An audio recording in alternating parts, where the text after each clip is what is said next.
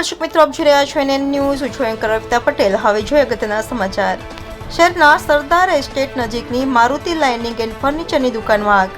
અંદાજે 15 લાખના ફર્નિચર સહિત સામાન આગમાં બળીને ખાખ થયો. Reporter Ejaz Shaikh, NN news, Vadodara. દર્શક મિત્રો, NN ન્યૂઝને લાઇક, શેર, સબસ્ક્રાઇબ કરો, બેલ આઇકન પ્રેસ કરો જેથી આપને નોટિફિકેશન્સ મળતી રહે.